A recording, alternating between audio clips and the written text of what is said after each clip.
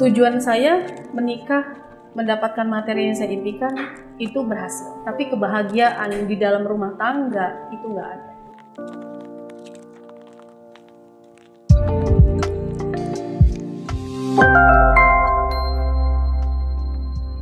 Nama saya Ana, usia saya 32 tahun, asal saya dari Bandar Lampung.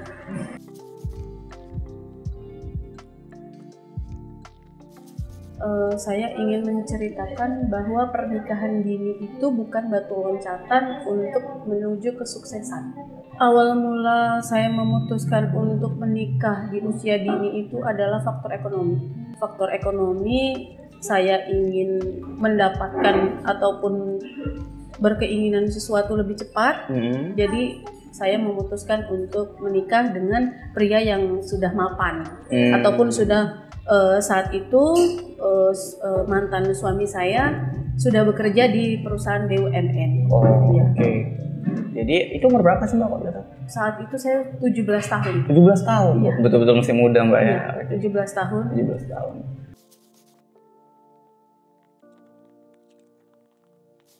Di awal pernikahan, keinginan saya terwujud.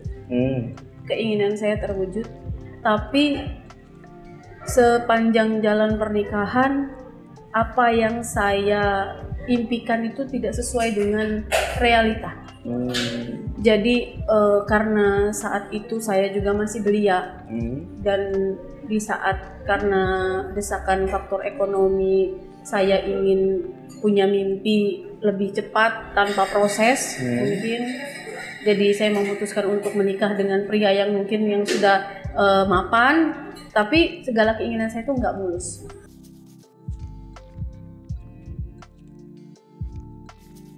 Suami saya waktu itu sekitar umur 30-an. Agak jauh Mbak ya? 13 tahun bedanya ya? Iya. Nah itu nggak kesusahan itu awal pernikahan? Karena maksudnya jarak umurnya itu kan terlalu jauh beda tuh. Malu. Malu Mbak? Malu sama teman-teman sekolah. Oh iya, itu ada maksudnya dari sosial gitu kayak kawan-kawan. Pasti malu, sama tetangga juga malu pastinya saat itu.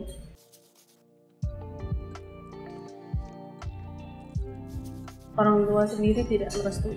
Mereka masih berkeinginan untuk saya bisa mungkin kuliah ataupun menggapai cita-cita saya, tapi saat itu tersandung oleh ekonomi. Iya, saya ingin sekolah melanjutkan pendidikan yang tinggi, tapi orang tua saya saat itu nggak mampu. Jadi saya memutuskan untuk menikah untuk mengurangi beban orang tua.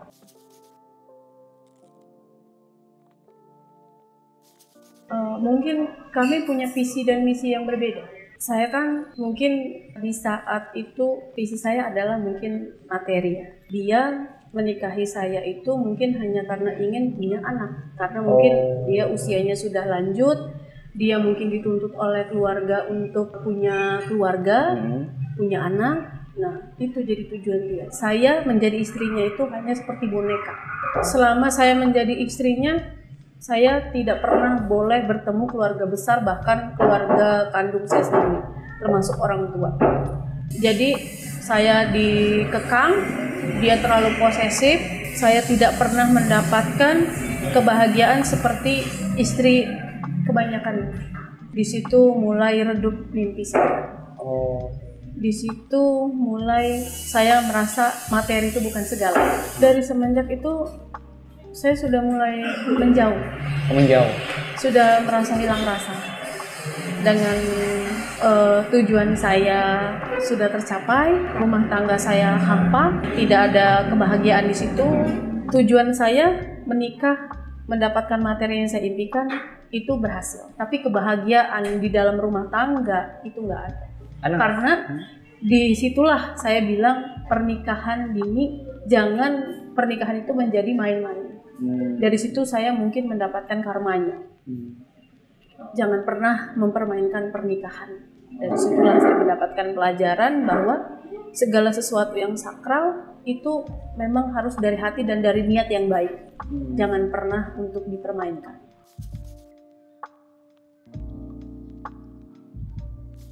Di 1 minggu pernikahan saya sudah ditampar, saya sudah diseret, saya sudah didorong, bibir saya sudah pecah, hidung saya sampai mimisan, itu di 7 hari pernikahan. Masih seminggu itu? Iya, baru 7 hari. Mbak sebenarnya, maaf Mbak, ini agak tarik mundur sedikit Mbak ya. Kan udah sebelumnya kenal berapa lama sih si pria ini? 6 bulan. Baru 6 bulan? 6 bulan. 6 bulan itu nggak ada tanda-tanda kalau dia keras sih Mbak? Nggak ada. Oh berarti ya kayak normal-normal aja Normal. Mbak. Baru tahunya setelah nikah? Baru tahunya setelah menikah.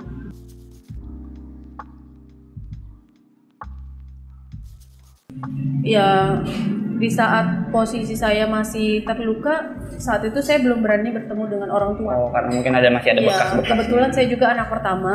Di saat itu adik-adik saya masih kecil-kecil. Jadi orang tua saya juga saat itu juga masih muda dan saya menjauh gitu kan dari, bukan maksudnya menghindar dulu dari orang tua. Di saat saya sudah pulih, baru saya berani menemui mereka.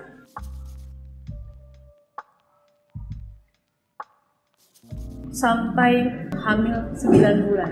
Oh, berarti panjang gitu Mbak? Iya. Karena seminggu aja udah kayak gitu. Berarti iya. Selama ini, maksudnya selama waktu yang lama itu, Mbak tetap mendapatkan perlakuan fisik yang kurang, maksudnya perlakuan yang kurang baik dari suami? Bahkan di hamil anak pertama pun iya.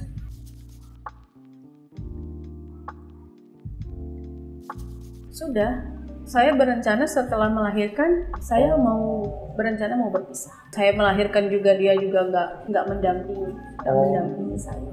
Jadi Mbak sendirian aja? Iya. Ada yang namanya nggak sih? Orang tua saya. Orang tua saya mencari. Jadi saya memberanikan telepon. Karena orang tua saya saat itu nggak merestui saya, jadi saya hamil juga, mungkin itu juga kabar yang mungkin kurang menyenangkan bagi mereka, tapi ternyata saya salah. Orang tua, walau bagaimanapun anaknya sudah melawan dia, walaupun sudah mengecewakan, tapi anak tetap anak. Jadi saya menelpon orang tua saya jam 3 subuh, jam 3 pagi, saya menelpon bahwa saya sudah di bidan. Saya sudah di rumah bersalin saat itu. Jadi ibu saya menangis di saat saya telepon. Kenapa hamil nggak memberitahu kepada orang tua? Kenapa nggak ini? Jadi orang tua saya beranggapan bahwa saya sudah lupa dengan orang tua dan saya sudah melupakan mereka. Gitu. Jadi saya mengabarkan kalau saya mau melahirkan.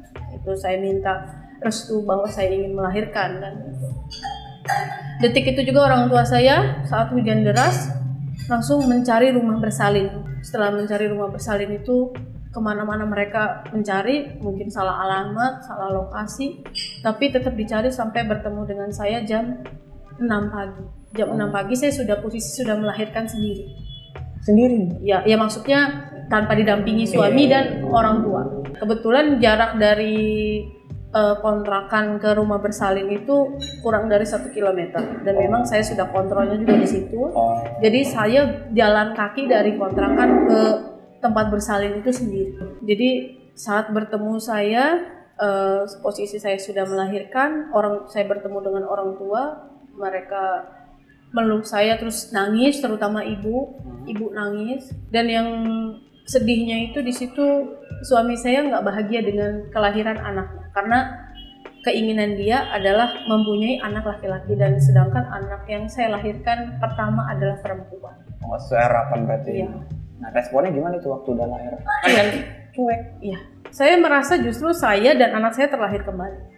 Saya terlahir kembali di saat di situ rasa saya sudah hilang semua. Benar-benar sudah nggak ada rasa cinta dan sayang terhadap suami itu udah nggak ada. Dari situ saya mulai kecewa dan dari situ saya pulang ke rumah orang tua saya. Langsung habis melahirkan langsung pulang ke rumah orang tua Mbak? Jadi saya setelah habis perawatan lalu saya pulang ke rumah orang tua. Saya sudah menceritakan semuanya kronologi selama kurang lebih 1 tahun lebih saya berpisah dengan orang tua dan menikah dengan suami pilihan saya, tapi ibu saya mendukung karena memang dia nggak setuju. Namun di situ bapak saya nggak setuju untuk saya bercerai karena sudah ada anak. Bapak saya tidak ingin mempunyai anak yang mungkin single parent dan cucu yang baru dilahirkan tidak punya bapak. Mungkin di situ beratnya. Bapak saya menangis dan menahan supaya mempertahankan rumah tangga. Nah, dari situ saya ikuti omongan orang tua saya minta restu juga, saya ingin memperbaiki rumah tangga dan memaafkan suami saya. Setelah itu hubungan saya dan suami mulai membaik,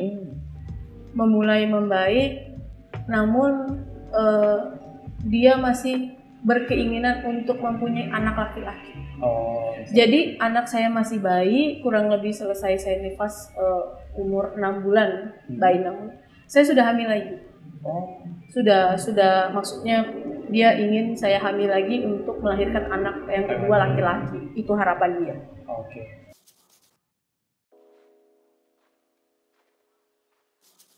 Dia entah itu dari hati nuraninya ataupun hanya pura-pura, dia baik kepada saya dan keluarga saya. Contohnya gimana?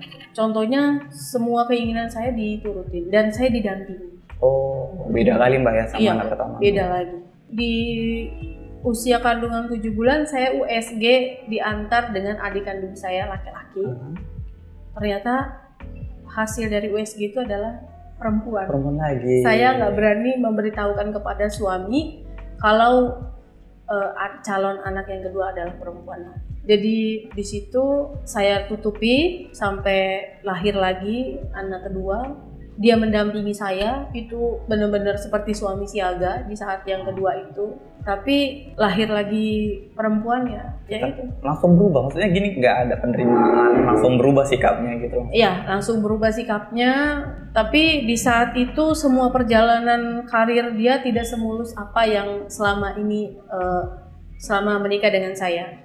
Jadi di 3 hari setelah melahirkan anak yang kedua, dia dipindah ke posisi pekerjaannya, begitu. Itu naik apa turun? Turun.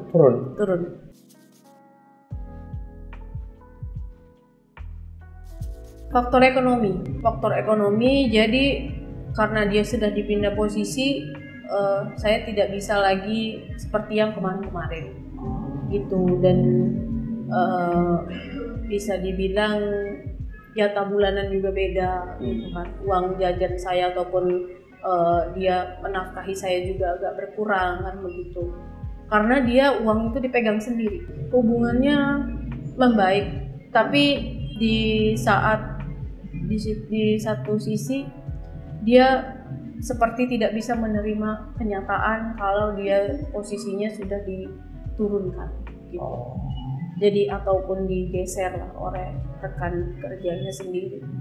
Jadi lebih banyak pertengkaran. Dan dari pertengkaran itu tanpa ada rencana ataupun ya rencana, saya hamil lagi anak ketiga. Iya, hamil ketiga, dan itu saya nggak tahu.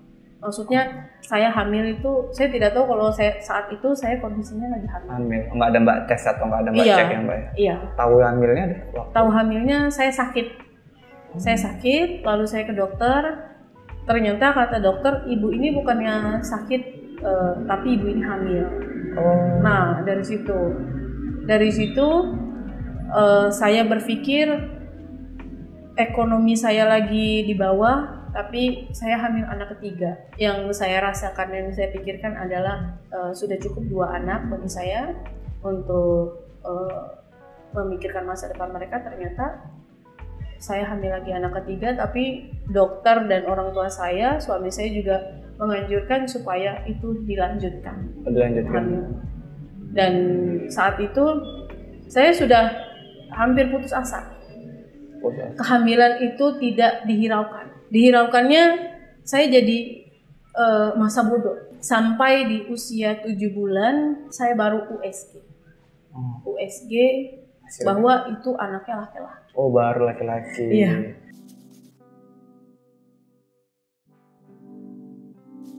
Dari sisi suami, dia sangat bahagia sesuai dengan harapan dia.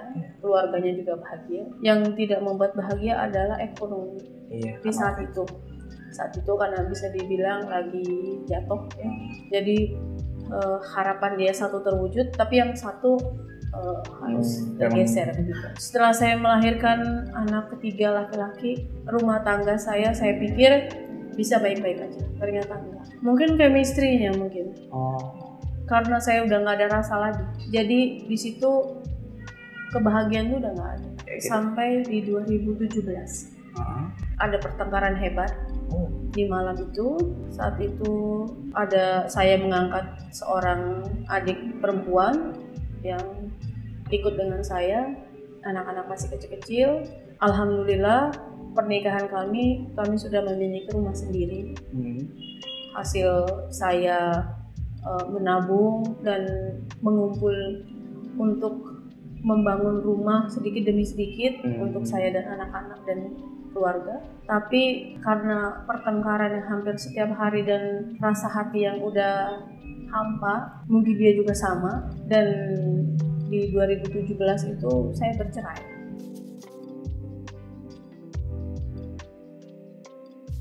Saat itu saya di hotel, di perhotelan. Di 2017 itu saya masih bekerja di hotel sampai anak-anak saya mulai besar. Saya nggak bisa terus untuk menjadi karyawan karena jam kerja yang menyita dan kesibukan saya. Jadi saya memutuskan untuk wirausaha. Ya.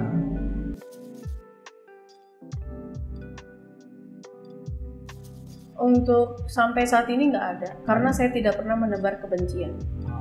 Tapi sisi psikologis pasti ada dampak di anak-anak orang tua yang bercerai itu pasti ada, terutama di anak pertama dan terakhir saya.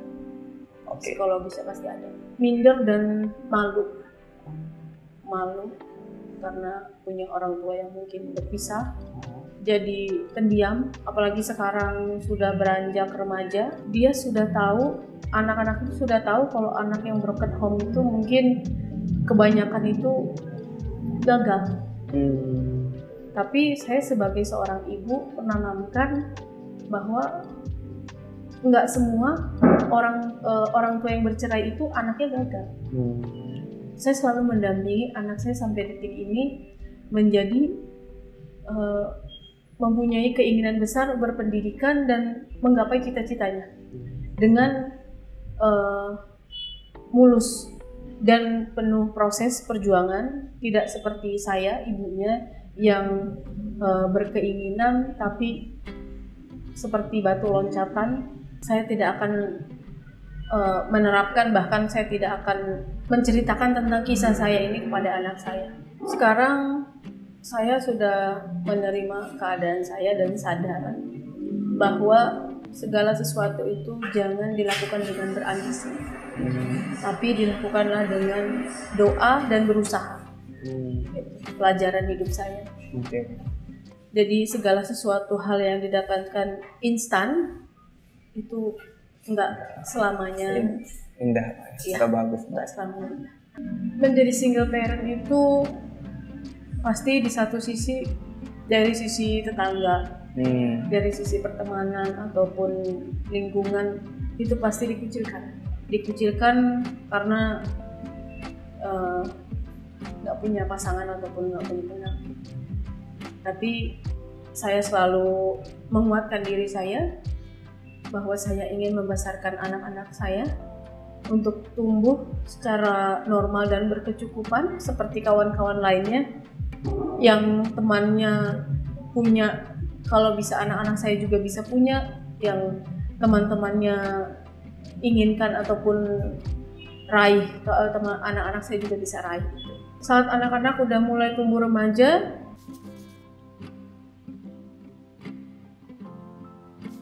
janganlah menjadikan pernikahan menjadi batu loncatan untuk menggapai impian atau cita-cita.